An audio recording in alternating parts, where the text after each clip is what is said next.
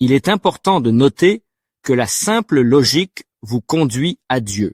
La logique dit que tout a été créé par Dieu, qu'il est donc le créateur. S'il est capable de créer quelque chose d'aussi compliqué que vous, avec tous les neurones complexes, les complications, les facettes, les processus biologiques et tout ce qui s'y rattache. S'il est capable de le faire, il s'agit d'une création complète. Il est également capable de communiquer. S'il est capable de communiquer, il a donc un moyen de communiquer avec cette création.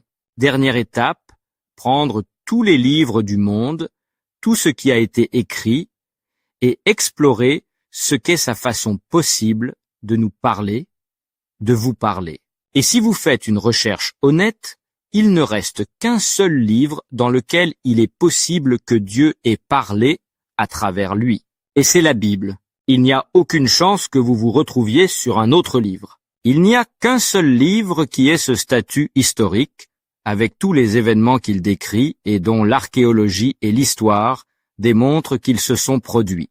Tout ce qui est décrit ici, 3000 ans, 6000 ans d'histoire de l'humanité. Cette conclusion doit être aussi l'inspiration que l'humanité y a trouvée. Il n'y a qu'un seul livre qui a suscité autant d'inspiration, et c'est la Bible. Le caractère complet de l'histoire, du début et de la fin, n'a été décrit que dans un seul livre au monde, dont le début, l'histoire, le processus et la conclusion sont aussi complets que ceux de la Bible.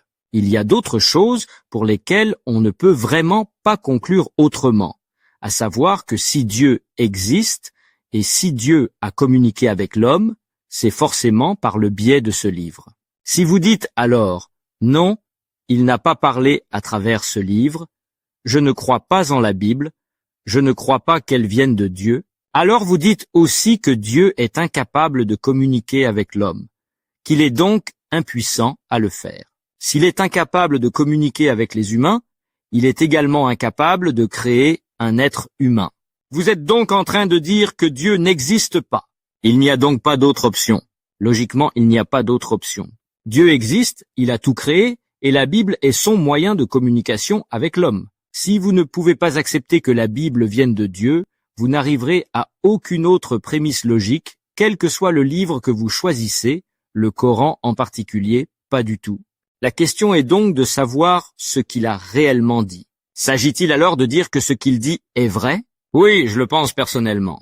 Je crois aussi à 100% que c'est vrai, mais la question qui se pose est la suivante.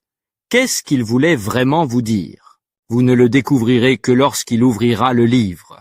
Et je vous promets que si vous ouvrez honnêtement ce livre, avec l'esprit ouvert, le cœur ouvert, en cherchant honnêtement la vérité. Jésus dit, celui qui cherche, celui qui trouve. Si quelqu'un frappe, on lui ouvrira.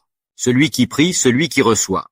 L'honnêteté est la clé par laquelle Dieu vous prouvera personnellement que sa parole est sa parole, qu'il veut vous parler personnellement, maintenant encore. Défi.